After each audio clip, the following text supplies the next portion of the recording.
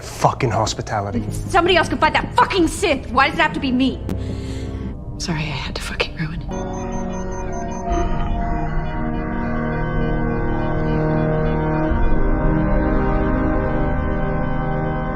Just for him.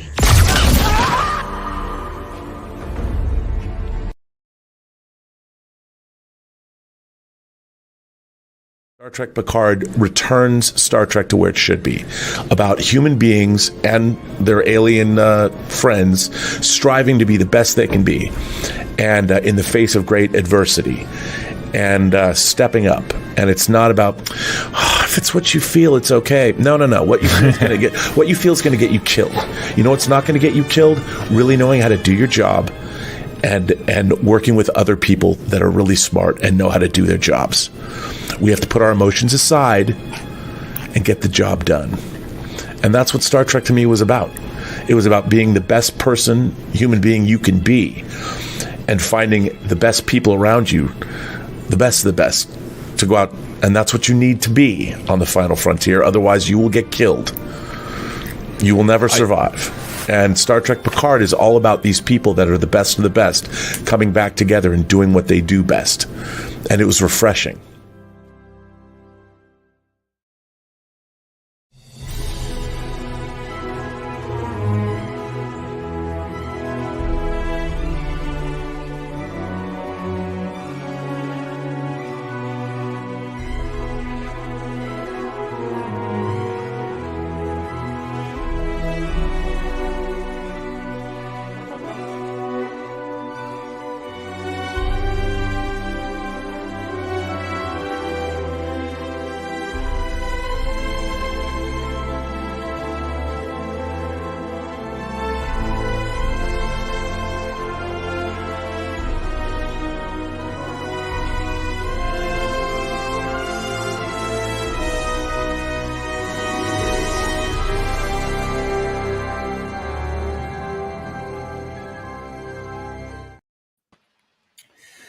Well, that's that time. So we already did our live watch yesterday, and so me and Steve are here with a couple more guests, Gray and Alex, to discuss yesterday's episode. So you already heard our piece yesterday from our reaction. I rewatched the episode again just now, and I'm going to be honest, my opinion has not changed. So hopefully Gray and Alex will be able to shine some light on, maybe where we're kind of wrong and stuff. So, Whoa. Wrong? No. Maybe they could change their mind about something, but I'm not wrong. All right. Well, straight from the prophet's mouth. So, all right. But so how you doing, Steve? Oh, good, man. I'm glad we got the mic thing situated. We were having some mic problems before.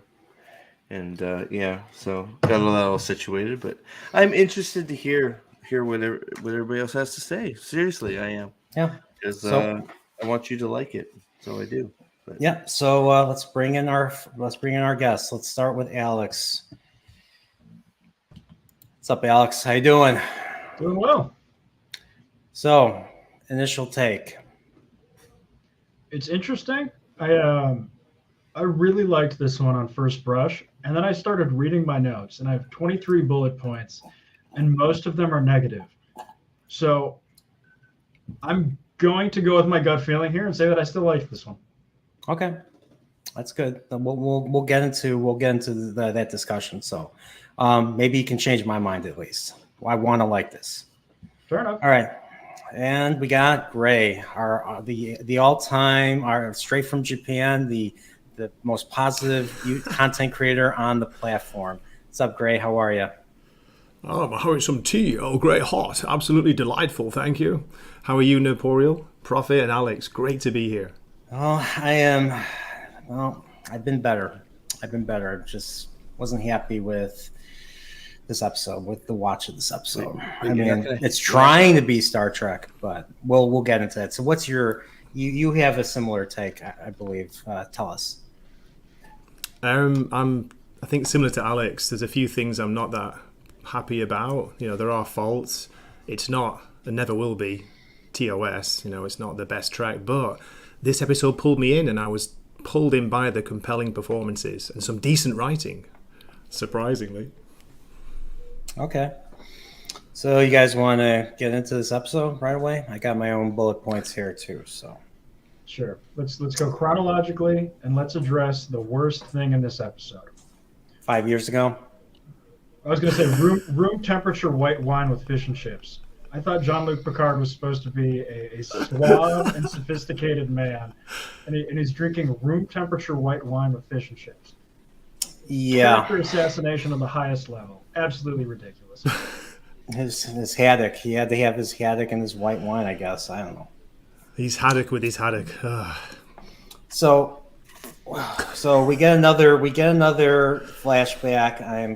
I'm honestly sick to death of these flashbacks. I mean, this is not something Star Trek does. I was expecting this to become more like I was expecting this to go from start from New Trek and then increasingly become more like the Star Trek of before. But I'm still seeing these flashbacks. I hated them in Picard. I hated them in season 1. I hated them in season 2. I don't know why they keep doing this. But we're back in that same bar, same 80s looking bar. I would have rather had them just construct another 10 forward. I'd rather have something that looks slightly futuristic, but whatever. And we hear more rock music. And then we just get a bunch of obnoxious. I said obnoxious. Maybe I'm being a little too harsh. But a bunch of cadets, they just go up to him and ask him questions about the Hirogen of all fucking things. Hirogen from Voyager in the Delta Quadrant, thousands of light years away. And we hear that looked more like Patrick Stewart smiling and getting attention than Picard himself. Because I think Picard would have told him to go away. To an extent, I agree. His distaste for youth is a character trait. For me, this scene was basic, and there wasn't anything wrong with it. It was just basic, and I'm to the point with television now where basic is a passing grade for me. It doesn't need to exist. That's the problem with it. The whole scene is just to get that end stinger. It doesn't need to be there. The end stinger sucked. So if I'm being blunt, which you know me, I'm blunt. So the whole drawn out flashback that took up, I don't know what, 15 minutes of the episode was all to get that stupid question at the end that forced Picard to say the only answer he could say and piss off the boy. So we had a reason why he didn't go reconnect with him. It was, I don't know. I think it was clunky to get to that. I don't think it needed the whole flashback thing just was unneeded. And I don't know. They could have found a better way for him to not want to reconnect with Jean-Luc, because being pissy because he said something in a bar when he was surrounded by 10 Starfleet officers that obviously adore him. Not a good way to have a conversation for the first time with your father. Just saying. What about you, Gray? What do you think of this? What do you think of this 3-part flashback? I like the bit in the beginning, the first part of the flashback where he said, if you're working together as a crew and a team, you're never without hope.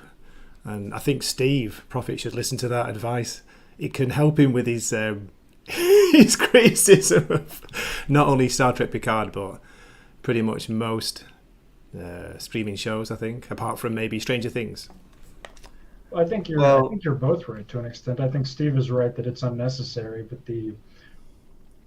we're also watching Star Trek Picard. The last 99 episodes of New Trek is all unnecessary, so he's definitely right there. But I also agree with you. I think there was a little bit more there than it was just for the stinger. I think the speech about how a connected crew working together was set up in that. And I will be honest, they beat the shit out of this theme. Like, oh my God, I get it. Competent people working together lead to good results. Thank you, Robert. This doesn't need to be a thing. People who watch Star Trek should know this. There's been 735 episodes. So 10 movies. That the bulk of show the this. episode, they don't work together. They're Yeah, resigned after to the death. episode. Yeah. Yep. And the only person that cares is Dr. Crusher. She's the only one that's trying to solve anything. The rest, Riker's just, okay, we're dead.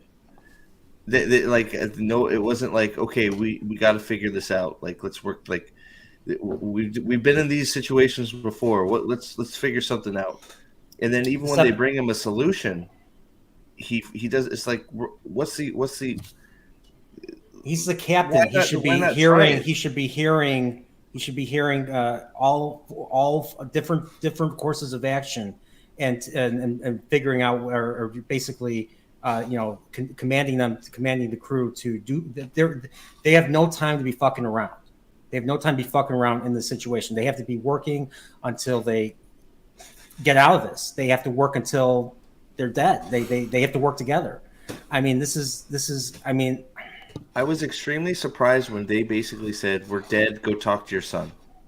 I was like, "Wow, okay." It was like this. The episode should have been cut in half. It should have just been. It should have just been that whole thing when they figure out the riding the wave. When they make whether the plan was absurd or not, at least they were doing something. They were trying to solve it. It took half the episode, and then they even still needed to convince Riker, even though it was try that or death. Mm-hmm. So it's like, so try it, work your way through it, like they eventually ended up doing. But it's like I don't like the other, like not trying is guaranteed death.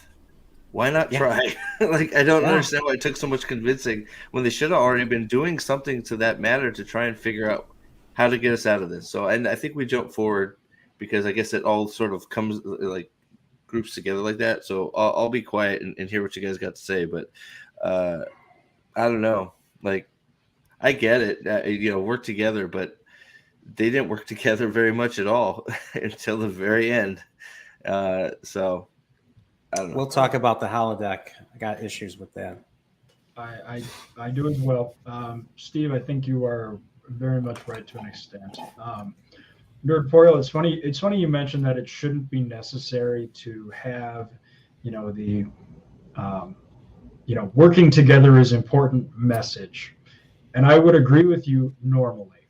But there was a lot of this episode was damage control. That was damage control from season 1 and season 2. And then maybe my favorite line from this entire episode is when Shaw goes, the Borg, looks dead ass into the camera and says, the real Borg. Like, they might as well have just put up on screen, not shitty season 1 and season 2 Borg. Yeah, that was good. That was unnecessary too, in my opinion. That whole thing, that whole sharing of the stories and stuff. I'm not at this point. I am not interested in hearing stories that are not related to what's currently going on. I mean, we all know about related. Locutus. What are you talking about? We all know about Locutus. We all know how people felt. I mean, DS9 episode 1. But that's why Shaw. I don't care. This sets up why Shaw is so disrespectful to Picard because he's holding this grudge from years ago. From Wolf. What's it? Wolf 359. So there was a nice payoff with that. It's like, okay, now you know why this guy's been such an arsehole to Picard, because he was there. He was in one of the ships that got attacked at that terrible thing, which it's unfair to blame Picard because he was under control of the continuum, wasn't he? I don't have so much a problem with the conversation as to why he's even there. Uh-huh. Why did he go to the holodeck? He's just wandering around the ship. He was injured. Because we need to know why he dislikes Picard. He's looking for a drink, Steve. Like the conversation, fine. Obviously he's mad. He's being irate. He's. It's not fair to Picard, just like you said. So I don't and that's part of what we said. But my problem is always, why is this scene happening? Well, because he wandered into the holodeck while they were having their discussion. Yeah, like why do we need to know? Why do we need to know about that? Well, it's like he's just sitting in his room, injured, full of pain meds, and he just decides to wander the ship. and then all of a sudden he's back in his room talking to 7 and 9 about how to fix stuff, and then it's like he's warping all over the ship. It's like, why did he go there? That's all I want to know. Like, it's like, why? Like, did he know they were there and he finally wanted to tell off Picard? Like somebody said, like somebody comes in the room and says, yeah, they're we're in deep trouble, so he's over there. He's like, oh, okay, and then he wanders like something, like he's just wandering the ship. The world was ending. The man wanted a drink. So he went to the holodeck? Why didn't he just go to the bar? There's a bar on the ship, right? Well, I think they've said something about the non-essential. The holodeck's essential. That it has its own power conduit. You're 100% right about that. Okay. Why doesn't life support have its own power conduit? I 100% nerdporeal, and I think we are all in agreement. The throwaway line that the holodeck always has its own power supply was not great. However, I am always here for somebody shitting on Picard for Warp 359. Well, it's like the conversation for me. Like I know the conversation didn't bother me so much because he got some passion out of Shaw. He even got a reaction out of Picard. It's just the whole, how did we get here? And it's just like magic. I 100% agree. There were some bad conveniences in this episode. So yeah. So I mean, I don't know. But I get at least you get an idea why Shaw's pissed off. I get that.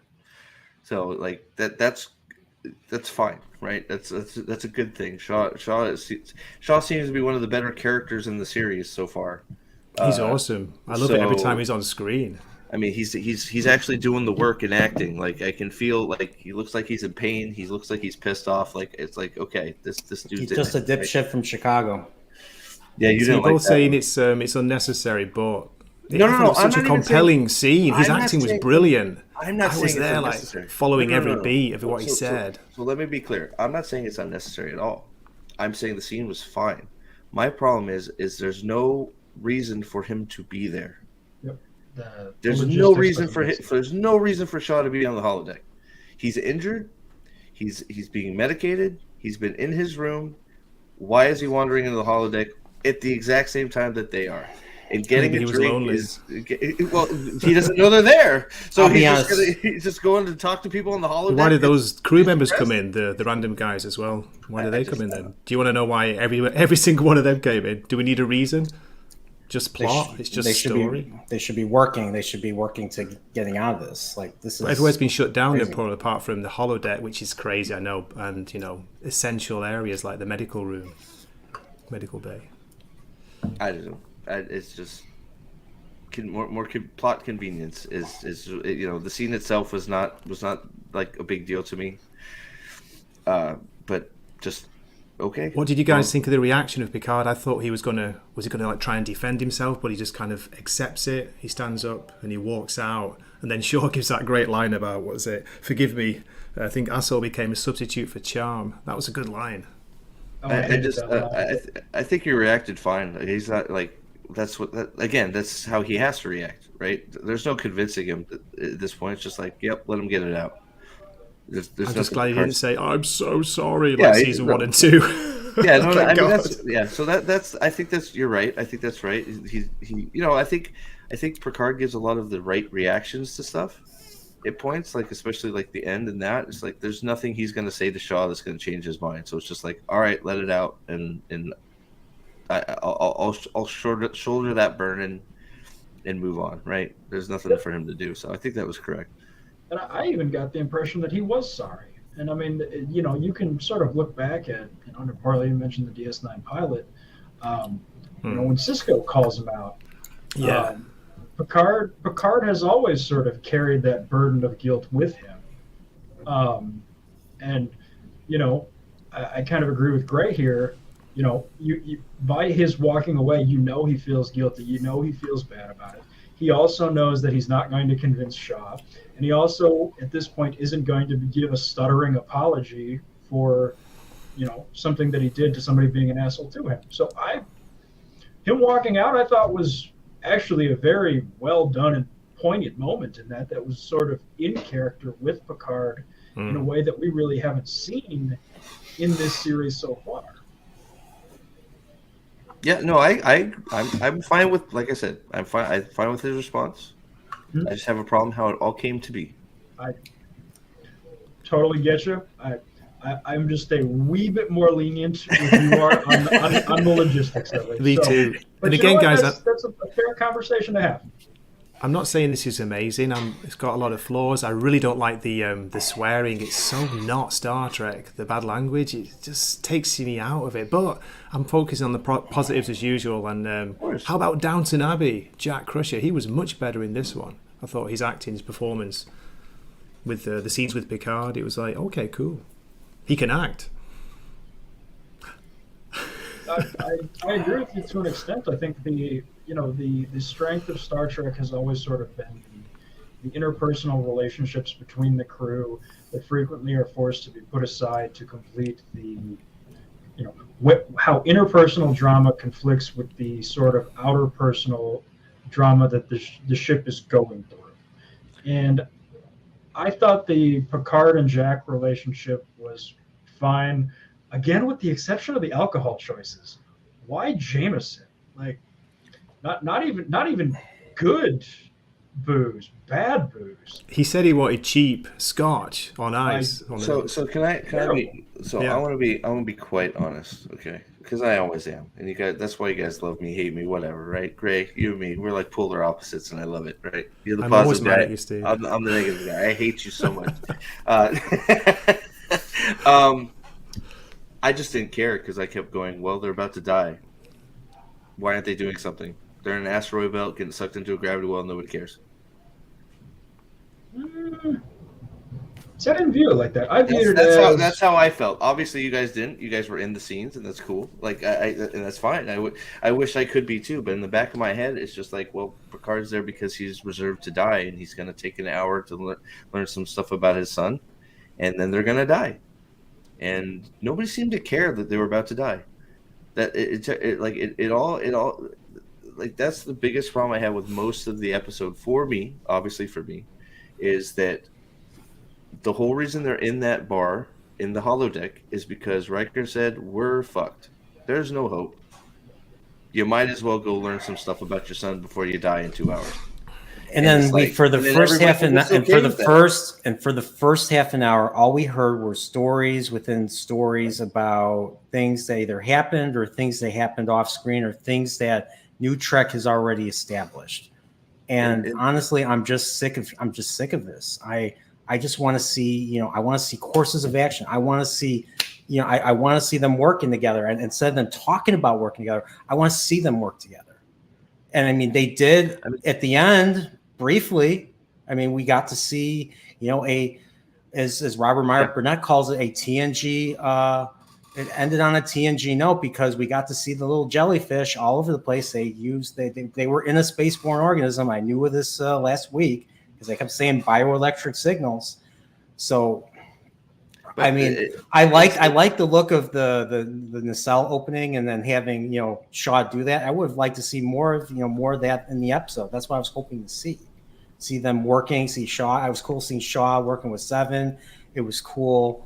I was dissatisfied with the way the shapeshifter got dispatched. I thought it was pretty fast. I mean, it was a little fast, and it was. I mean, compared to. I mean, I'm going to compare to Deep Space Nine. I'm sorry, but it took them a whole episode to find the shapeshifter and the adversary, and they couldn't even. They had the hardest time killing it. They had a hardest time finding it, and I don't know. The shapeshifter thing is one of the hugest problems with the episode, and I'm not sure if you guys feel that way or not, but the fact that she goes to Shaw, I mean, I guess we're jumping ahead. I'm sorry if we are, but that's fine. But I mean, she goes to Shaw, fine, he knows about it, fine, that's great. You got to get your information from somewhere. But then literally the next scene is her finding this thing on this giant ship that houses 500 people. I mean, how did she find it? Like, how did she find it? Not only how did she find it, it's a small little thing on this giant ship. How did she find it, and how did she find it so fast that, I mean, like that's a tougher task than everything else they're doing. Finding it, it's like a needle in a haystack. I mean, it's a little edit, pot on the giant ship. edit. And I think this was their homage to Star Trek 6 with them looking for the spoiler alert, gravity boots. It's just that just seems like unless there's some way to track it, or she had some residue of the guy. I don't know how it works, but like maybe she had something and she put it into her tricorder and she could like scan it. I don't know, like something, but she just finds it in a closet. It's just It was another member berry.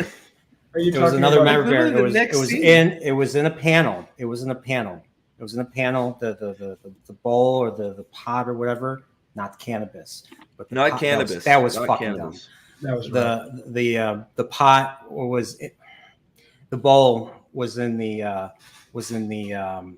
panel, and there was a member berry to the original series when at least I think it was when there was a phaser going overload in the conscience of the king, and they're going through the quarters trying to find it. That's what I think it was. It might be something totally different, but that's what I was thinking when I saw that.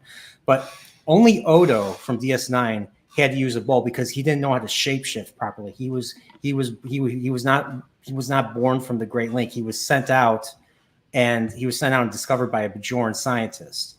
So I don't know if they've never established that the other changelings or the other shapeshifters needed to use a bowl. That was another issue I had. I mean, maybe Alex, you watched DS9. Did they ever establish that? Because I don't recall them ever establishing that. Like these shapeshifters were so good that they could maintain the form indefinitely, as far as I knew. So I don't believe they established it in DS9. I believe they established it in the last episode, which I will admit is a change that this series has made, but also one that I don't hate. And I think finding the bowl itself, I don't think was out of line. She found the body. She knew that the guy was using that officer's body. So she searched that officer's quarters and found the bowl in that officer's quarters. You can say that the guy was a fucking moron for keeping the bowl in his quarters, but I didn't find finding the bowl to be that bad, and I sort of appreciated the gratuitous Jerry Ryan ass shot that gave us. But me too. I guess that my issue, the cringiest moment for me in this episode was the fucking guy. She's like, "Oh, I can't find this guy, this changeling. I have no idea where she's at." And the dude 3 steps behind her is the changeling and shoots some random asshole in the back, and the guy dies. And she's like, "Oh, there's the changeling." Yeah, that was dumb. That one was wow. And then So we're back to season 1, huh? Well, then she shoots him in the arm, and then stares at him as his arm grows back instead of putting 2 more into him and finishing him. Yep. Finish him. Changeling's dead in the hallway. Like, yep. So that's right. How come her blast didn't destroy him, Steve? But later on, 7 of 9 shoots him later on, and it destroys completely. She shot him in the arm and blew his arm off, which is fine. And then later on, she shot him in the torso. But then the second time, shot him in the head. But I didn't know that.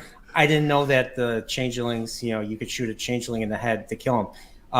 The way it was shown in Apocalypse Rising and DS9 takes a lot of shots. Either Odo just shoves his hand into the shapeshifter, or you get a bunch of Klingons shooting disruptors at it to kill the changeling. Like, they were hard to kill in DS9. Yep. So seeing this is just like, I don't know. Yep, it wasn't great. So I guess I don't remember if so that's fair enough that she was able to find the bowl because I guess I forgot that the officer was identified because Jack saw him, and I'm guessing he told 7. So yeah, I don't know. They knew which officer it was because the officer attacked Jack. Interesting. I don't know. I honestly don't know if that. I mean, yeah, it was in his quarters. They kept the body there, I guess. So I don't know. So it was a Harry Potter Goblet of Fire reference. Mad Eye Moody has to take the potion every hour, or otherwise he turns back, and he keeps the original guy locked in the chest in the room. Oh yeah, that's yeah. It's been a while. Nice catch. So, what do you guys? Your uncle, no problem. What's up? Bob's your uncle. I enjoyed it when Jack Crusher said that. Sorry, completely irrelevant. Yeah, going back to the changeling thing, I don't know the full lore from DS9, but is it not about the reason they have the bucket thing, which is a bit stupid, but because they can't get to the pool, wherever the planet is, wherever the changelings live, is that where they, I don't know what it is, restore themselves, energy, so that's why they have to have a separate bucket, which is a bit daft, I know. I don't know if that was the case. That was the case for Odo. Because that was the only thing Odo. That was the only way Odo knew how to morph, and it was like a personal thing. It was. See, the thing was, Odo was an individual on DS9, and he never knew anyone else of his race. Right. Yeah. I remember that. So that bowl was something like that. The Bajorans made for him, and that was something that was just. It was like his. It was just. Oh, okay. It was personal. It was his. I don't think that's the case for the other founders of the Dominion. And plus, they're way. And one thing that they did establish in DS9 is they're way better shapeshifters. And who knows how they who knows how they could have managed to, find ways to revert back, or who knows if they even needed to. Like maybe they were that good. I mean, they did have to revert back. But I don't think they needed a bowl necessarily. So, but who knows? Who knows at this point? I am not convinced. I'm part of this is the last week's bombshell, having the founders in the first place, this is not a TNG thing. This is a DS9 thing. And so what does this mean? Is Vadic's ship a Dominion ship? What is going on here? Like, I don't like, and this is mystery box. This is still mystery box. We're 4 episodes in, and we still haven't even, we still haven't even gotten the entire crew yet. We still haven't seen, Geordi, LeVar Burton, or Brent Spiner, who's supposed to be playing Lore. And the thing is, I mean, I'm going way ahead of myself, but if if Data does not make an appearance, even though they killed him off in season 1, if Data doesn't make an appearance somehow in this, then this is not a true send off for the TNG crew.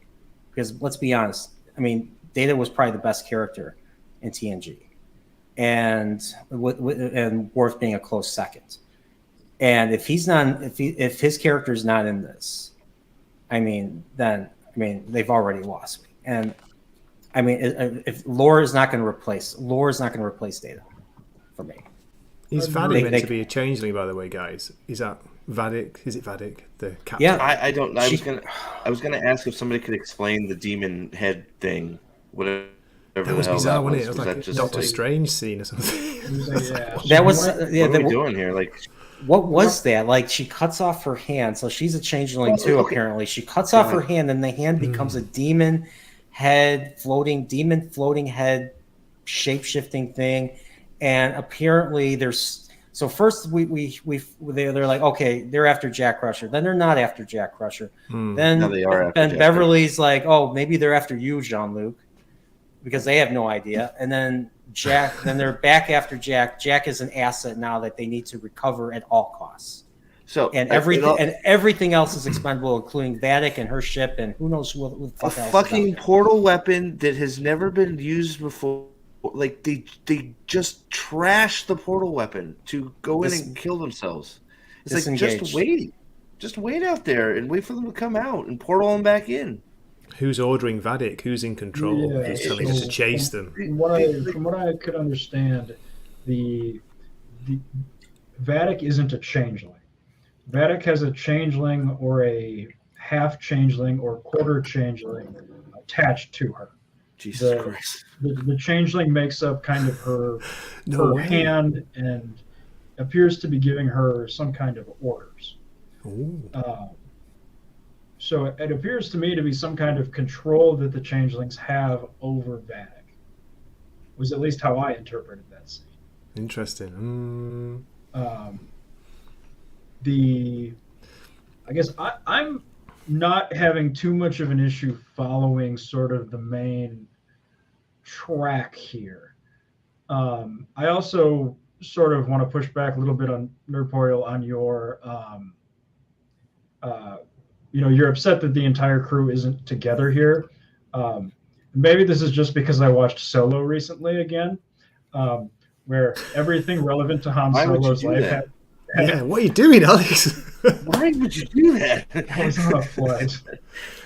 Picard season 3 not enough for you? Well, the absurdity of it was everything relevant to Han Solo's life happened in one 36-hour period. Yeah, crazy. And so, right. so I'm a little bit hesitant to say, no, everybody should be together in episode 1. If we do not have a serious convergence here, where by the middle of episode 6, the entire crew isn't together, I will be very much on board with you. So Again, though, that's a personal opinion thing. That is not me saying you're wrong about that. It's just my take on it. That's all right. I want to ask, because I found it completely ridiculous that I know that obviously the changeling wants Jack, right? Or the demon head guy. They want Jack for whatever reason. I found it really dumb, and I'm sorry if maybe someone's gonna have to explain it to me, that it's a ship full of weapons. They have only like very minimal ways to escape out of where they are, if they even come out. Like, have we confirmed, is the tractor beam broken on Vadic's ship? I mean, it is now, obviously, but like, was it broken? Like, did we confirm that it was broken? 2, like, are these portal weapons that easy to make that they're just expendable?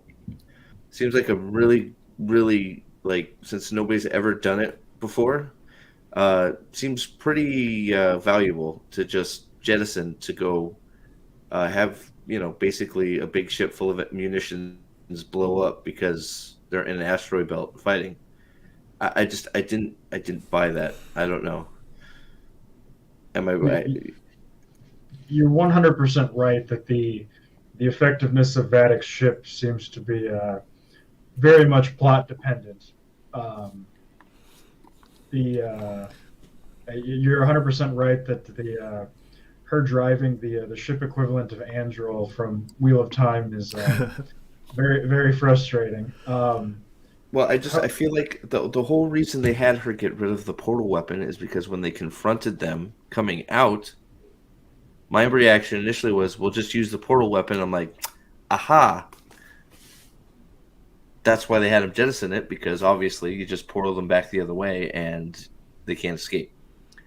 So I just find it to be another giant plot convenience that we can't go in there because our portal weapon can't go in there. Well, get rid of it. Okay. And so now they get rid of the weapon. Drop your shields as well while you're at it. Right. Lower your shields and go into the asteroid. So it's like, so I get what you're saying too, like it's those things are just like they're floating. It's like, drop your shields. We just got nailed by a giant asteroid, but be careful of this biomagnetic pulse that's hitting us. If we don't drop our shields, it's gonna kill us. It's like, okay, well, if we drop our shields, that asteroid you see come right at us, that's probably gonna kill us too. Like, I don't know why this. A lot doesn't make sense, Steve. I know. Why did the gravity well stop sucking them in? It's a gravity well. They should have keep moving. The asteroids all stopped. It was like they were parked in the middle of an asteroid field. It's like, okay, I found the asteroid field parking lot. I'm now parked in. And it's like, what? And then they manually flew out of there. Like, what? I guess Picard is a robot, so I guess that tracks. So I was enjoying seeing him pilot. That part. I wouldn't let my 71-year-old grandma drive her car across the street. Come on, Alex, it's Picard. And the other thing is, he wasn't at the con. I'm not saying, like I think this. And why did Jack sit down? Like, that's what the reporter said. Why is he sitting there giving him directions? There's crew members that are equipped for that that should be giving, like giving Jean-Luc directions on what. Like, why did Jack sit down in the seat to help navigate? He's like he's not 4 even seconds. he's not even Trust me. Starfleet. Yeah, and what is that? Trust me. For like, well, I'm like, maybe I it's don't know. because I don't know what's going. Wait. See, I know what that is. All right, he's the mind flayer has taken control of him, and he's gonna have to fight 11 in the Upside Down in episode 8. Okay? Because, dude, that vision is this fucking Stranger Things. I'm like, what is this? Like, I'm like, the vision stuff is just come on. I don't know, but sorry, that's way at the end. But we don't want to get distracted from the ship. So it sounds like we all agree the ship stuff was like that stuff was a little bit wonky. Yes, I mean, okay. Like, and I get there were some parts where the crews, like when they all finally decided to do something, it's like, okay, finally, you know, and they're all starting to work together. It's like, okay, but I don't know. I don't know. It just took so long to get there. So I'm not sure that I necessarily agree that it took them so long to get there. I think at least my understanding of the situation was, and you know, this happens sometimes in, you know, big ships, big companies. You just, you know, a guy like Picard has a very specific skill set, and in a specific situation, you don't need his skill set. So it makes sense to, if you're Riker and you don't need that particular skill set and you think you're going to die, you know, hey, give him the advice like, dude, we don't need you at the moment. Go say hi to your kid. We don't need Picard to help problem solve a problem that's going to kill us. That, you know, a similar situation that he's been in probably 100 times. Like, I get he's not fixed. They have no solution at this point, so they're in the brainstorming, trying to figure out what to do phase to stop killing us, and they just don't do it until Crusher figures out that they might be able to do this. They all just stop. None of them are doing anything. They were trying to resource manage, but I agree with you that Picard may have had some viability on, you know, the brainstorming session. My take on this, and I did not like this line from Riker, I will admit, was the line Starfleet protocol says in situations like this we need to sit here and wait for rescue. And Picard finally talks him off the, you know, no, that's stupid. Let's go and do something. Nobody's coming. Yeah. But that's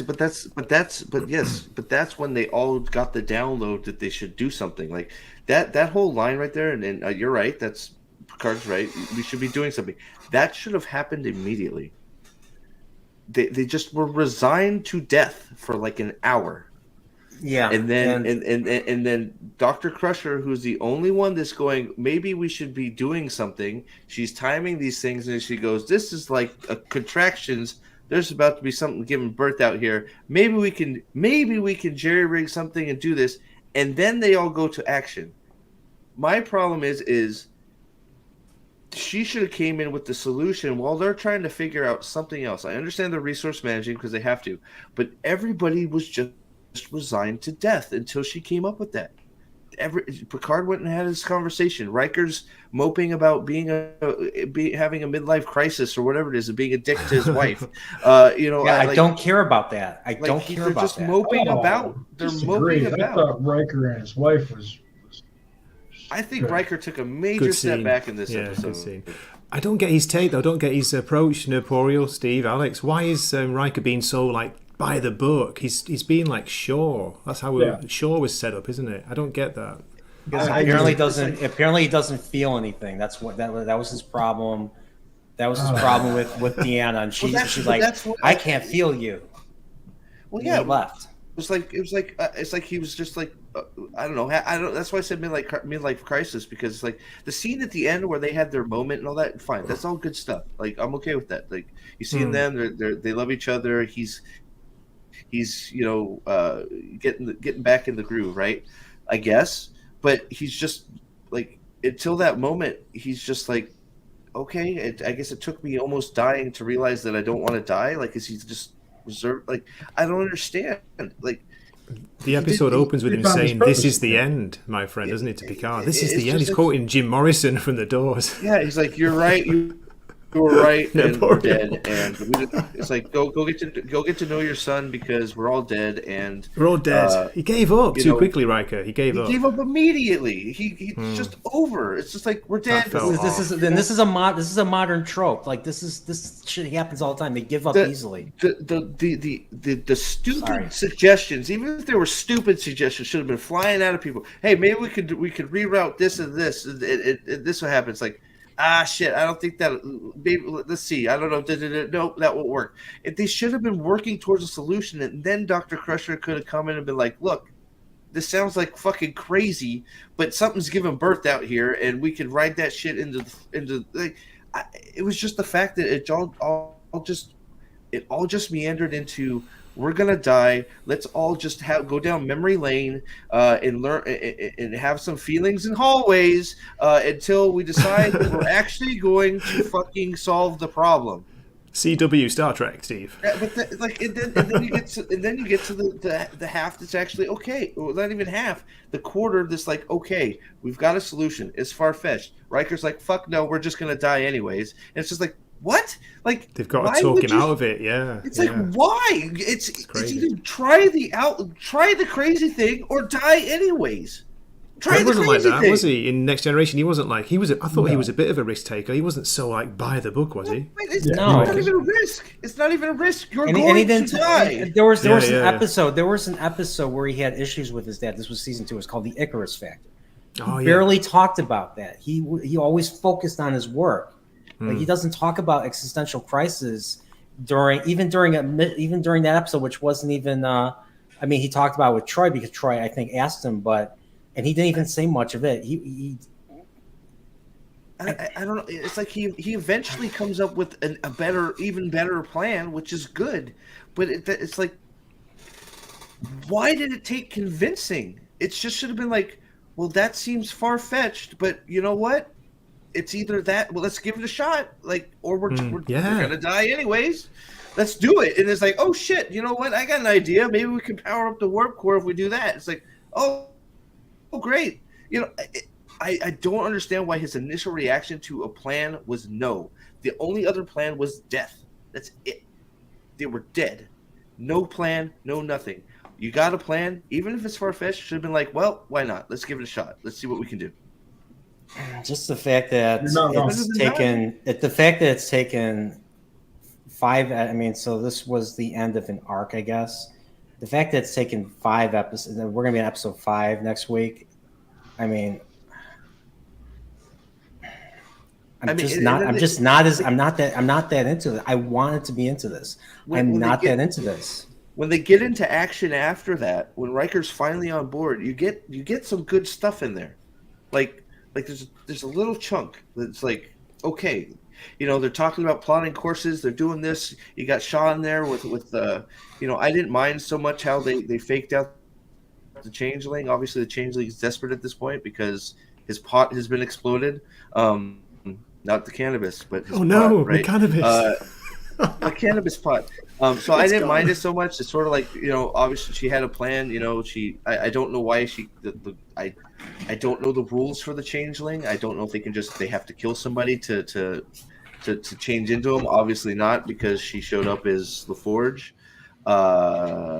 Okay, but it was, you know, it was obviously she was a changeling, so I was glad that she actually was. So I didn't mind all that, but it's just like, it's just a little chunk of decent, okay stuff, pretty good.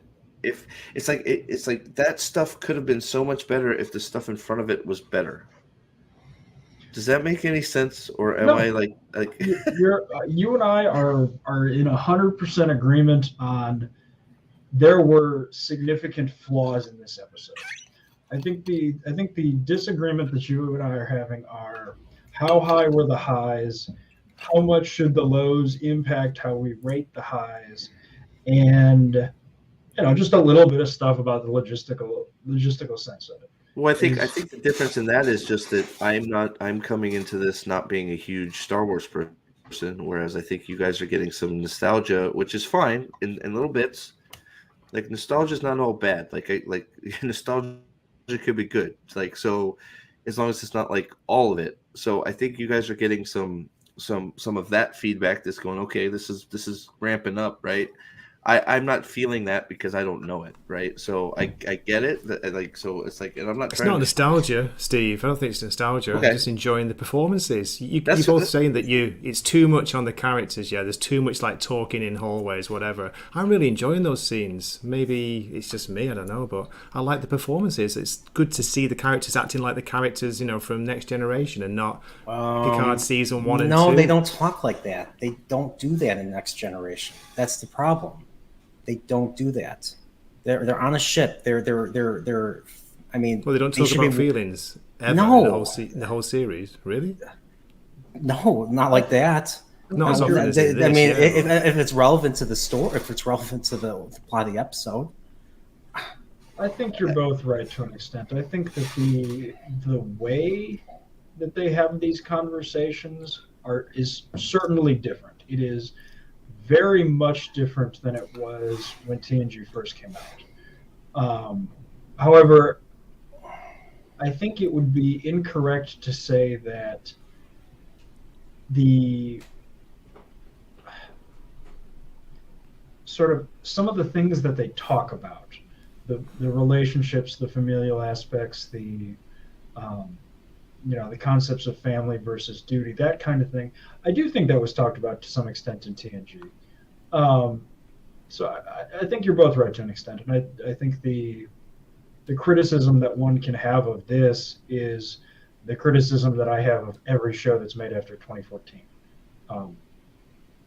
So I think a lot of this was a bad port from 1990s to 2020s. Modern writing does suck. You guys are right. I'm not saying that, but it's like it feels like this is the end. Is the end of Picard. So you get that feeling. It's like, okay, let's have a bit of a, what's the word? Not a big feeling thing, but let's tie up all the old things and let's just have a good time together. I don't know. It just worked for me. But anyway. No, I get that for you. No, it's so, and I'm coming. That's why I'm coming from. Like, I don't have all that nostalgia with Picard, so I'm stuck on different stuff than you. So you might be able to sit down and watch him have this conversation and reminisce and be like, this is good stuff, because I'm getting some old Picard vibes or whatever. I don't have any of that. I'm still stuck on something else. So that's me, right? So it's like I'm still stuck on how we got here stuff, which is just how my mind works. And you got, so I can see it's like, they're sitting down, they're having a conversation, and you're enjoying them doing that. I get that. It's just, I don't know. That's what the whole episode was again, was just Picard talking to a group of people, reminiscing about old days, trying to eat his fish, and they won't let him eat his fish. And then we're back in a bar talking about, having the family talk. And then, like, that was half an hour of Picard scenes were in the bar, either talking to a group of kids or talking to his kid. And it's like,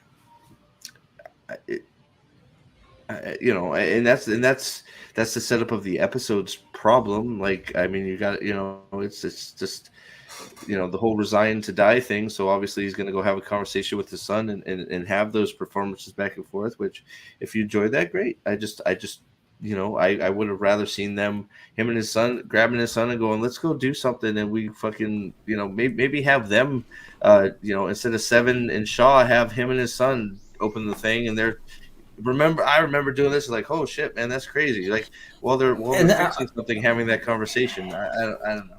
Okay, and here's another question that we didn't talk about. Why did Shaw? And we did talk about this yesterday.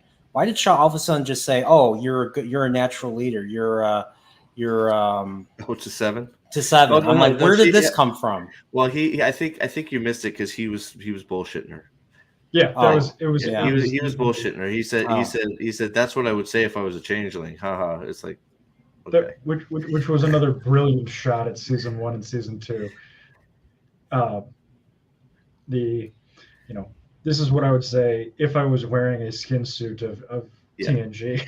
Yeah, he was saying the complete opposite of what he thinks.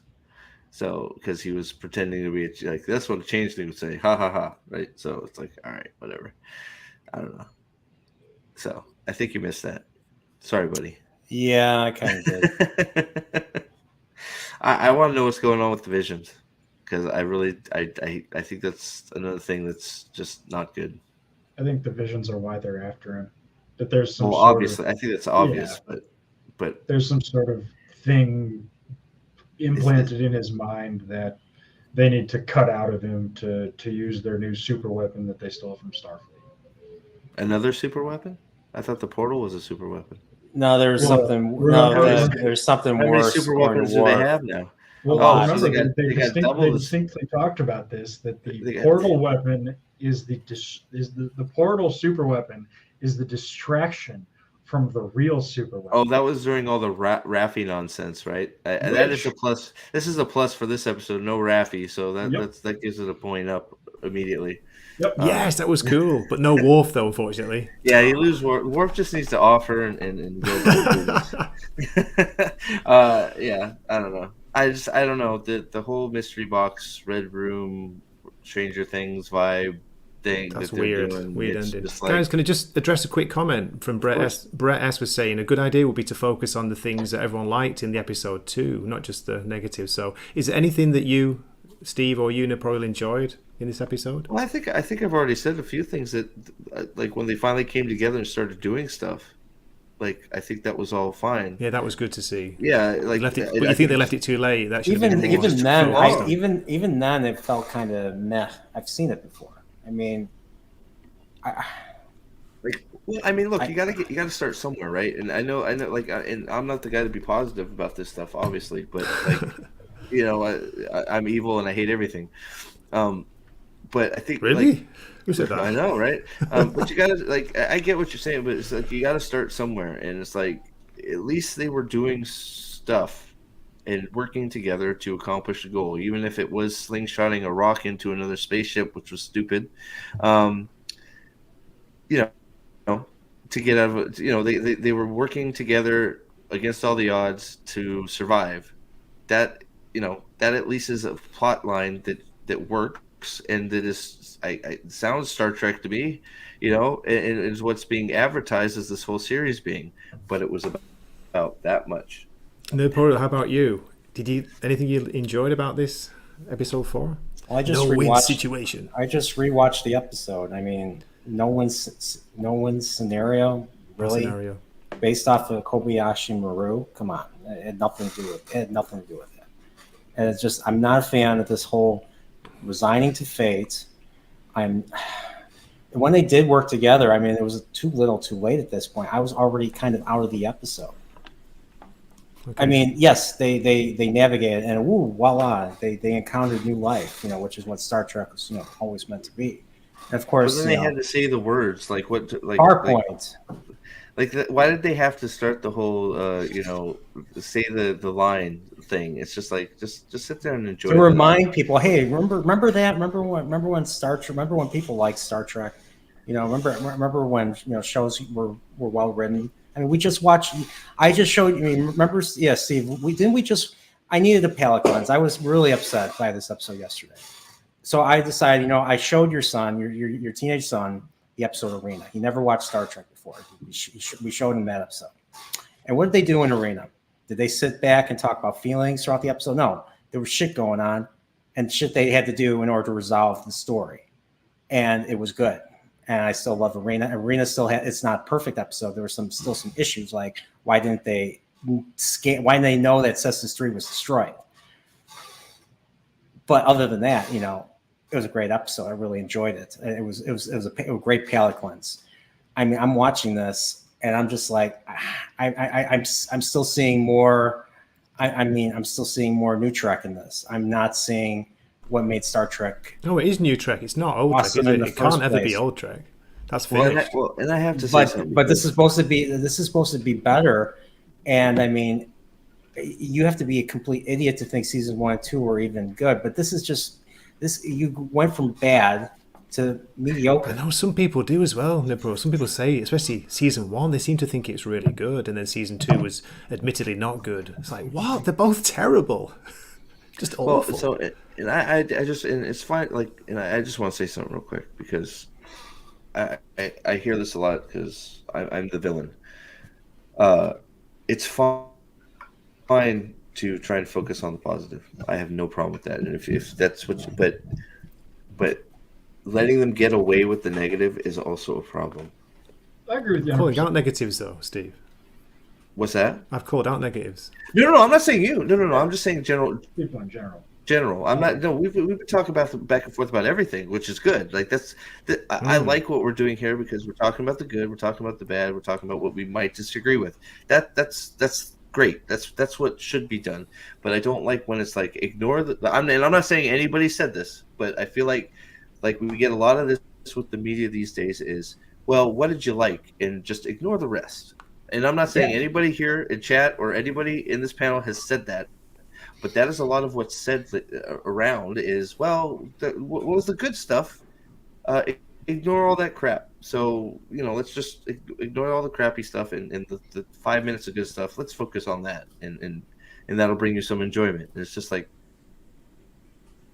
I just thought can't there was do a lot that. more than 5 minutes of good stuff. in this. Well, no, I'm just throwing out arbitrary numbers, Gray. I'm not talking about this episode in particular. I'm just talking in general. Like I think there was more than 5 minutes of good stuff in this too. For me, probably closer to maybe 15 minutes out of the hour. But I know you guys are a lot more positive than me, and that's fine. Like, we're talking about it. I have no, like I said, this is not directed at anybody. I just like the negative. Whenever you bring up the negative, I feel like and I'm not saying you to anybody. I have to say that, but I feel like you're sort of seen as just a negative person in general, and you don't like things. And I don't think it's fair. And I'm not saying that to anybody. I think both points should be looked at equally. That's all I'm saying. You're 100% correct that people that love things do have a tendency to villainize people that are critical of it, even when the criticisms are legitimate. I wouldn't say if you think something's positive, I'm not gonna go, you idiot. It's like, well, it's positive for you. Great. It's like that's all. I just want to be on both sides of the street. That's it. I think we're doing. I hope you think we're doing it. I haven't been. I hope I haven't been pissing all over you guys. I don't think I have. I think I've agreed with you guys a few times. So, I don't know. I'll shut up. No, yeah, I think to a very large extent, you guys talk about sort of them giving up. And for me, I didn't have an issue with Picard taking off because my thoughts on this is a technical problem. Picard, despite being a great admiral, and somebody who has had all sorts of experience sort of in life or death situations, is technically outdated. And we saw that established in the previous episode when he was asking LaForge if she needed to contact engineering to let them know they were ready to warp. So for me, him not being around wasn't so much of a problem. And if he wasn't going to be around because he wasn't going to be useful from a technical aspect, I can see why Riker would give him the advice to go talk to his son. So that thing that I think sort of really bothers you guys didn't really faze me. I mean, I have it at work all the time where we're doing something and I have a welder who I need to weld 2 hours a day, and for the rest of the 8 hours of the shift, I'm going to tell him to go fuck off and play on his phone because I don't really have any use for him. That was, in that instance, Picard is that specialist that I just don't need at the moment. So I guess that's how I interpreted that scene. And I think, especially when you have scenes very early in an episode that set the tone, a bad scene that really frustrates you early on will set the tone for an episode and really kind of paint the rest of the episode in a positive or negative light, depending on how you interpreted that first scene. And I really do think a lot of the split that we're having is because of basically how we interpreted that interaction. So just my thoughts on the topic. I wish I caught more of it because I think you're probably right, but we seem to be having some internet issues. So I think you're probably right. I think probably just how we went into the end, like I think how we're interpreting the first half of the show is affecting the overall show enjoyment for all. Steve, you've gone 180p. What's going on? It's our internet's gone crazy. Sorry. Hold on. I don't know what happened to it. It's all the negativity. It's killed your internet. Yeah, I guess. I'm joking. Eventually, it had to happen, right? I mean, Yeah, I got Napoleon to smile, thank God. I've been worried about Napoleon. He looks so pissed off or just so, like, disappointed. I will also say that I don't think I had issues with any of the changeling stuff in this episode, from a technical perspective. just that he's not. With the exception of them shooting. I was gonna say, except for him being dead in the hallway, Yep. That was the one issue. But from the, which I think would have probably been better. Just kill him in the hallway, show that they can, and go to work. He should have shot Seven, shouldn't he? He should have tried to get Seven first. Yeah, you're right. Writing of Seven and Shaw, knowing, okay, we are approaching a high leverage point in this situation. If I was the enemy, I would try and use this high leverage position to destroy the ship. So we need to be aware and be on the lookout. And I would have preferred if the changeling had been somebody other than LaForge's daughter, because I think they took the easy way out there. I think the appropriate solution would have had the changeling been somebody from engineering and have her have to make a really tough call. I don't know if this is the changeling or if this is a regular person from engineering, and she just had to shoot him on gut instinct. I think that was been too obvious. I thought that. Alex. Yeah. I thought that was stupid. That whole Commander. She calls me Commander 7 and shoots it. I'm like, just serious. I'm like, I have to say something, and I have to ask. Okay, I have to ask. Okay, why does the changeling want to blow up the ship? He shouldn't want to blow up the ship. They want Jack. It makes no sense. Fuck, you're right. Fuck. It makes no sense. They're counteracting each other. They don't want the ship destroyed. They want Jack. So why are they trying to destroy? Why are they trying to destroy? When did they want to destroy the ship? Do we know that the changeling on the ship is on the same? They didn't want it to warp, as, so not blow it up. Didn't want the ship to warp. I thought. Well, they threw it into a gravity well. I mean, he's not doing a real good job. I mean, well, because it sabotaged the ship. That gas, that veritaserum gas, that Harry Potter gas, that was.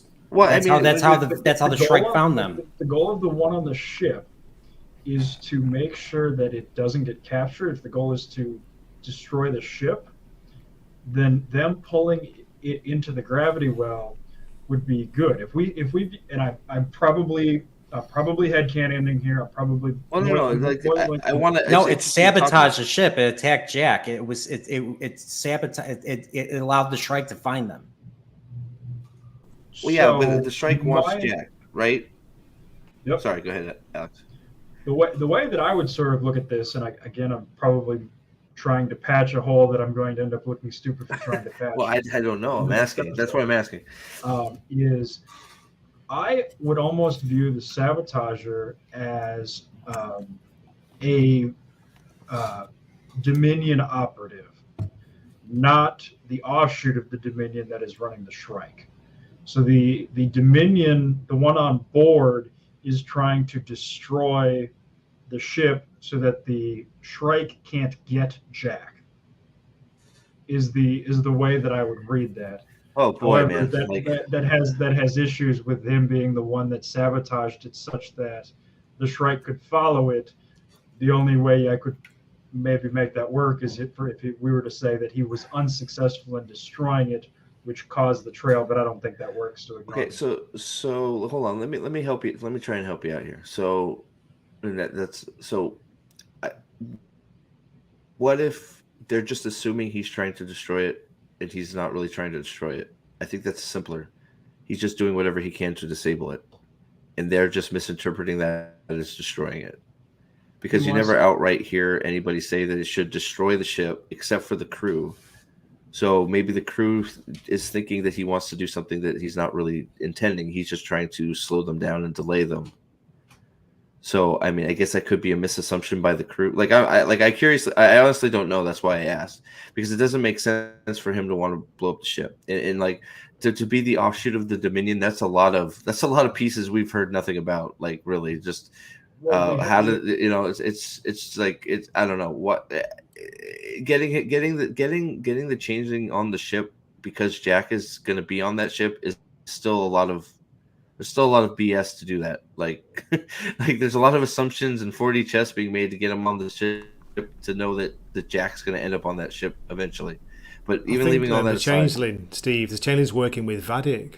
That Brett was said my in the assumption. chat. So is he they're not trying to just destroy the ship? They're trying to disable it, aren't Disable they? it, So right. they can catch him. Yeah. Well, that's why I just wanted to make sure that was actually what was, because I don't know. Seven keeps referring to him trying, and that's what they said that they were worried he was going to destroy the ship. So is that just that they're just worried that that's what they're trying to do? I guess that's probably what it is. It's not really that, they want.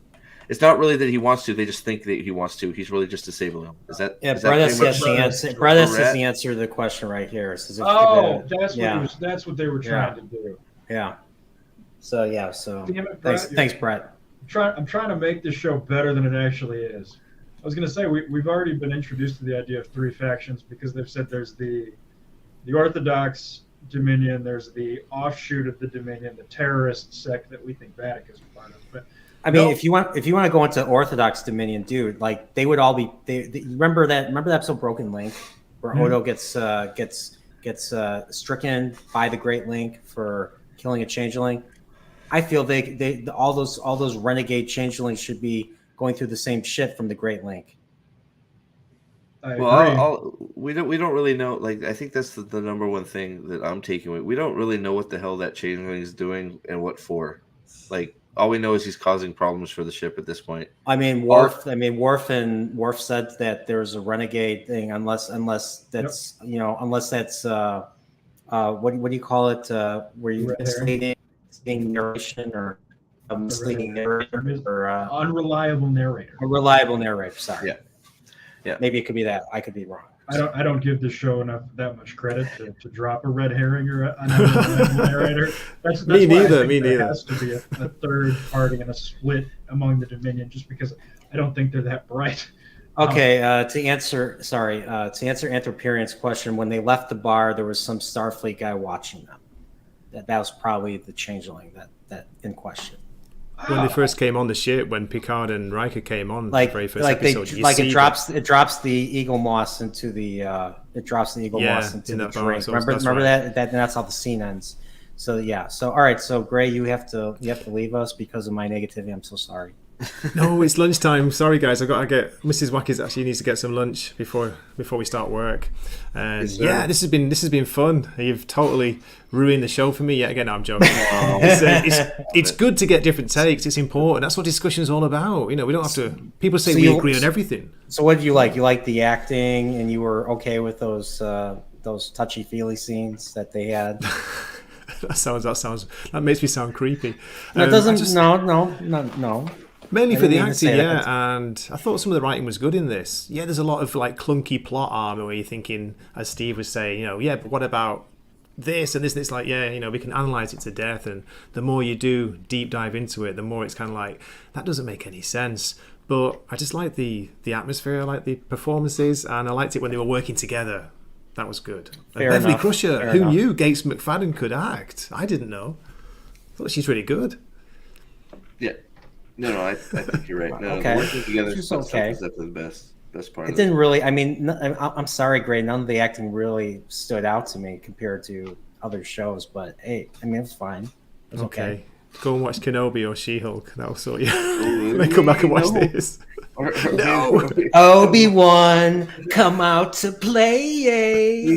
Sorry, but that's what it sounded like. A very thin line of fire in the way. In which case, oh my gosh. All right, great. Okay, take it easy, guys. I'll catch you later. See you later, buddy. All right, so it's just the three of us. So I think I want to kind of wrap this one up tonight. So Alex, thanks for giving us a different perspective on this. I will keep that in mind in the future. I'll probably give this another watch, and and same with chat. Those that have said maybe focus more on the positive. I'll try to do that. But I watched this episode twice, and it's not doing it. This is not. I don't understand the praise that this series is getting. But that's just me. I think to a very large extent, the astroturfing on this worked. Because I don't know about you, but when I see a lot the influencers repeating very obvious themes from an episode, like Robert Meyer Burnett is with this one, I get very suspicious. It's sort of like in Marvel when everybody on Earth praised Jonathan Majors from Quantum Mania, like the corporate line is being repeated. I wonder if Paramount didn't just do a bang up job of their AstroTurf advertising and got a couple of these guys that actually had some credibility to them, and that's where the praise is coming from. I mean, they've been doing stuff with Terry Matalas himself, so yeah. Which is another reason that every time I see, a YouTuber or a new media person that has access to the creative team, that tells me something shady happens. Yeah. Well, I mean, like, I think that I'm not gonna say it. There's some that are mysteriously silent, and there's some others that are just shouting from the rooftops. And I liking it is one thing. Giving it overwhelming praise is another. I could see some people liking this episode, like Alex and Gray. I could see, like, I think I even said that to the reporter. I said I could see some people liking this episode for some reasons. But overwhelmingly positive, no. There's lots of issues. This episode just felt hollow to me. This episode just felt really hollow to me. It was trying to be. I feel pull on all your guys' heart. Yeah, I think it was all. I felt, and another thing I said right after is I felt like this was the pull on the heartstrings episode. Yeah, and let's drive the feelings home here, and then end with a high, and I don't know. I just I see it different, obviously, because I'm not ingrained in Trek, right? So I don't know. I don't know. No, I'm glad you guys are getting enjoyment out of it. I just I'm a terrible person. I don't know. You gotta shake that off, man. Yeah. I think to a large extent you're right, though. My thing is, if you were going to make Star Trek Picard, I want them to throw a fair number of member berries and references. Nobody is watching fucking Star Trek Picard with a 900-year-old Patrick Stewart without some expectation of callbacks and call them member berries, call them what you want, but a tribute to a great series, I think is sort of should be expected from this. So I give them kind of a pass on that, and I appreciate it more. I think there's a lot of passes being given. I agree with that. There's I a lot. agree with that. There is a lot of passes for whatever reason. Maybe there's a lot of passes being given, and and that's fine as long as it's being acknowledged. Like it's like, because there's stuff that's not great that people love, and that's okay. But just acknowledge it's not great and say, I don't care. I'm giving it a pass, and that's fine. That's fine. Just don't tell me something that makes sense when it doesn't. And you and Gray haven't done that. Not even in the slightest. Not even close. You guys are just like, I'm okay with this. I'm enjoying it, and that's fine. If something doesn't make sense, it doesn't make sense, and I'm that guy, and I think you guys know that by now. Nope, I think it's totally fair. I just yeah. So I'm glad people. I wish Reporio here was getting a little bit more enjoyment out of it, because I hate seeing my brother hurting like this. But hopefully, maybe it's me. Maybe he should try and watch the next episode by himself before watching it with me. Maybe I'm affecting him with my analytic thoughts and prying eyes into extreme detail. Maybe it's not my fault. Blame me. It's me. I overthink everything. Blame him all the time. Well, I'll say this. I mean, I'm just this is I'm sick of what I'm seeing right now. I mean, I've been rewatching Next Generation, been rewatching even Voyager, and even even the last two seasons of Enterprise were great compared to what I'm seeing right now. So, I mean, this is better than all of New Trek, sure. I mean, I was excited. I mean, episode 1, I rewatched it, enjoyed it more the second time, the third time I rewatched it. Episode 2 wasn't the case. Episode 3, I was kind of on the fence with that one. This one, I knew that this was going to be the end of an arc. So I was expecting like massive payoff here.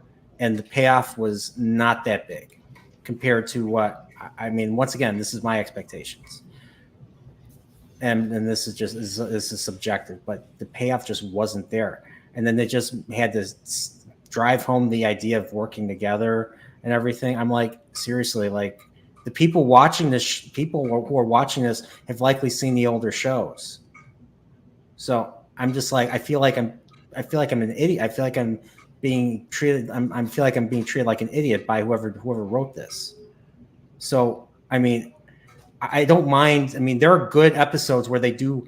I mean, there are emotional episodes of TNG that I adore. Family is one of them that Brett said earlier, where Picard breaks down after fighting his brother in the mud at Chateau Picard because of that. But that was earned. I didn't feel like this felt very hollow. This didn't feel earned to me. That's my issue I have with this. This felt like like you said, a manipulation of the heartstrings. Well, and I'm sorry. There was a lot of hype behind this episode for like, I know what you said, episode 4 and 5 have been hyped to no end. So I think you were expecting something humongous. So maybe your expectations. Yeah, so it's a subjective. Too, so. It's a me thing. But I mean, like, I know, man. No, you're okay. Go ahead. I'm not happy. I'm really disappointed. I'm at a loss for words right now. So, but see, I think a lot of this is just impossible because of all the damage that's been done to it previously. There's just so much. I mean, things that you're saying you don't like about it. The working together stuff. I understand why you don't like that, because if I had just watched this in the middle, of season 2 of TNG, I'd be like, oh, wow, this was kind of, oversimplified and kind of lame. But I the way that I'm viewing it is them just basically saying, look, sorry guys, we blew it for the past 20 episodes of this. We just got to get back to basics. Well, I was gonna say there is. I think it seems that anybody that is giving this a favorable look right now is hearkening back to episodes or seasons 1 and 2 and saying, well, season 2, and this is just assumption, just my observation is there's a lot of comparison to season 1 and season 2 being so horribly bad, and this is way better than what those were. So, right? I mean, does that make sense? So it's like there's a lot of, wow, this was terrible bad. This is at least watchable, and some of it's good, or right? I mean, I guess that's at least from what I carry none of that. So, so I think I don't know. So, but yeah, it's just I've seen better. This is just underwhelming. Yeah, it's not as good as the original series. It's not as good as TNG. It's not as good as Deep Space Nine. I don't think it's as good as Voyager. Definitely not. Even Enterprise. Seasons 3 and 4 of Enterprise were stellar. Yep, I agree. I mean, even this season, so it'd be what? It'd be the 6th best Star Trek series. I mean, so it's just not. It ain't it. I get. Is it like take what I can get? I mean, is that? I don't know. Like I don't know. I mean, I'm not about this stuff because like it's just like I'm trying to figure it out myself because it's just a conundrum to me, right? It's just like, so it's like, okay, this is the best they can do, so I'm just gonna Yeah, this is Take this what is I how can- I take feel what too. I like this stuff. I like these pieces. I'm gonna just focus on the pieces I like. Yeah, this is and go sorry. from I there. disagree, I don't Brett. know. This is Is not that about it? Voyager. Sorry. Even Enterprise. I've watched Voyager episodes. The Voyager episodes are more in line with Star Trek than this was. So Yeah, I mean, just don't know. stylistically, this still has issues. But I don't know. I view this as easily the best episode. I think for me, it's pretty clearly 4132 is the order that these have gone in. So Yeah, I I don't think know. that's fair. Maybe they keep building on it. Maybe not. Part of this for me is also it's not insulting. It's not trying to convince me to vote for somebody. It's not I think saying that's that I'm fair. a jackass. It's not saying that I'm a horrible person because of my immigration policies. Like, yeah, which Yeah, I guess when it comes down to it, even though I think that they're trying to actually make a coherent show without pandering everywhere. Is that what you're trying to say? yeah, which Which I think again, is fair too. helps. But Lord knows I'm not getting it anywhere else on TV right now. Jesus Christ, watch The Last of Us recently.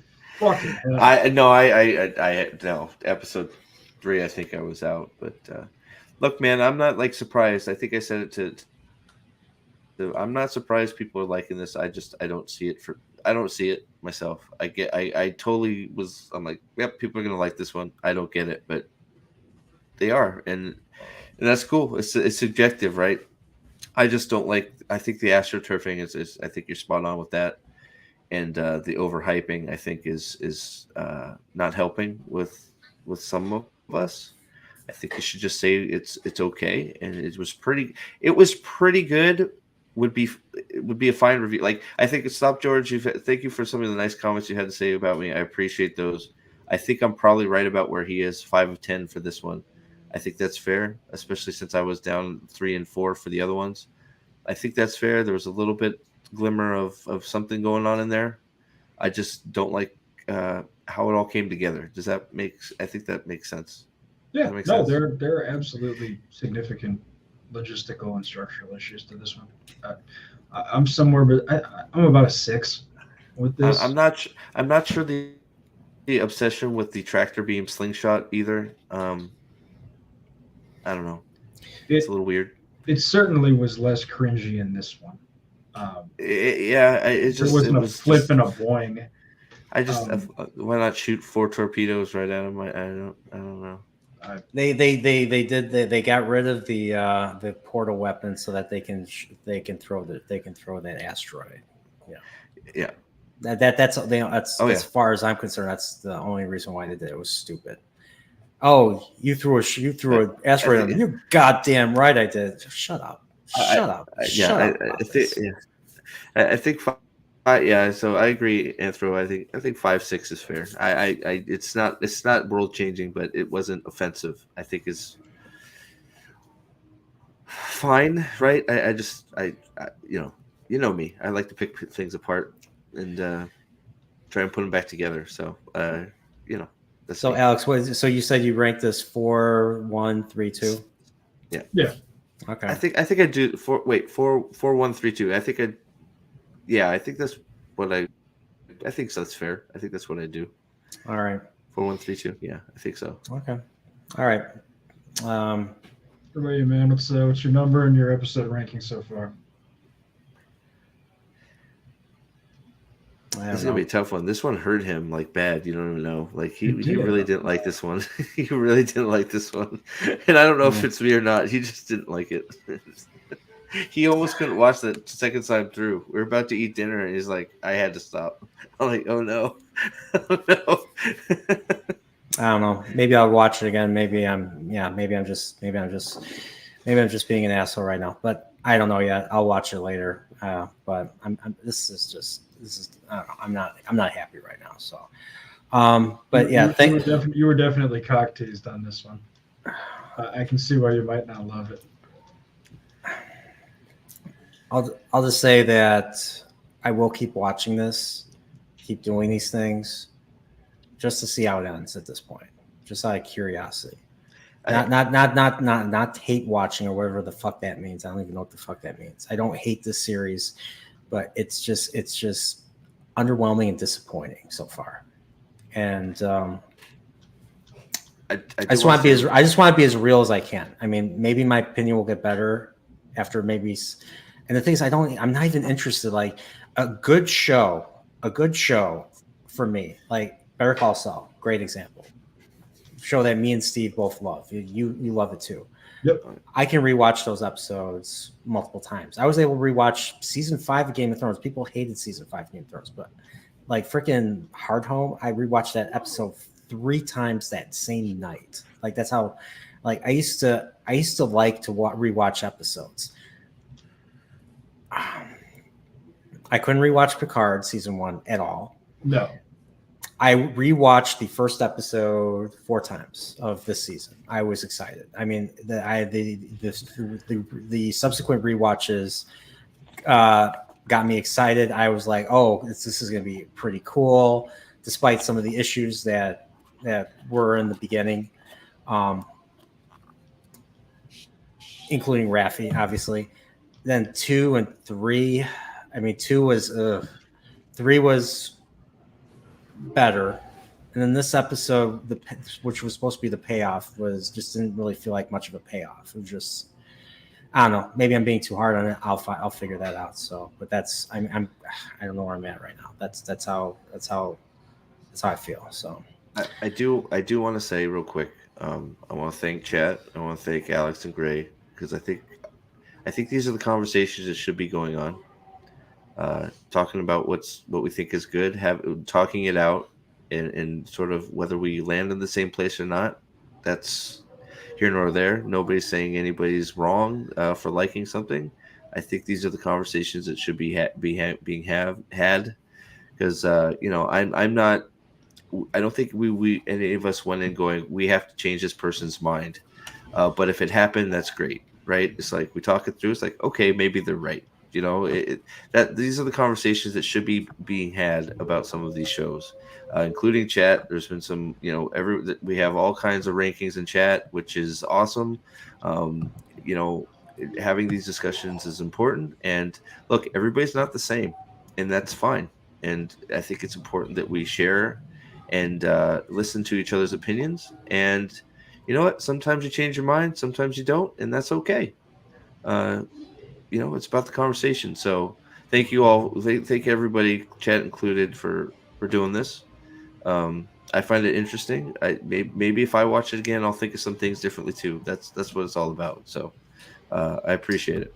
So it sounds like the next episode is going to be the episode, the one. Well, they're all the one. So I don't know. We'll see. Yeah, we'll see what happens. If 5 is this bad, I'm fairly confident this season ends up being thoroughly mediocre. Well, if 5 is that bad, you mean if 5 is bad, or because if saying 5 is as good as this episode, okay, I'm fairly comfortable saying the season is going to end up being very mediocre. Which I think seems to be like a win. Yeah, mediocre is better than all of New Trek. Yeah. Well, except for maybe Strange New Worlds. But I think this is also the problem that my friend is having up there in the left corner, is we're getting a lot of these 10 out of 10, 8 out of 10s. You go in expecting really, really, really, really good. 10 out of 10 is perfect. A lot, like perfect. So a 10 out of 10 isn't possible. I think it's irresponsible to give 10 out of 10. I don't know. There's too much damage done. This should be capped at an 8 out of 10 just because the foundation hasn't been poured for a 10 out of 10 yet. Yeah. So we'll see. But I think that's part of the issue that's going on is the overhyping and the astroturfing, and that. So expectations are all-time high. You get something that's mediocre at best for some of us. For some of us, like it a little better, which is fine. But it's hard to go in expecting something fantastic and then getting deflated immediately. I know that firsthand from a certain program that we all watch multiple times. So, it sucks the energy out of you a little bit. So, but hopefully it's a 10 out of 10. Hopefully it's fantastic. But I want it to be good. I want it to be good, but just I am not after seeing these episodes, I am down. I'm seriously down at this point. So, but this is where I want to end the stream. So everybody, thank you for being here. Thanks for this great conversation. Thank you, chat, for giving your own opinions and not just blindly agreeing with us. I want to like this. I really want to like this. And so far, what I'm seeing has not been promising. So, in my opinion. So, but chat, thank you, and everybody, stay incorporeal. May the wings and incorporeals carry you to hopefully a good episode of Picard's episode 5 next week. Hopefully, take care. Good night, everybody.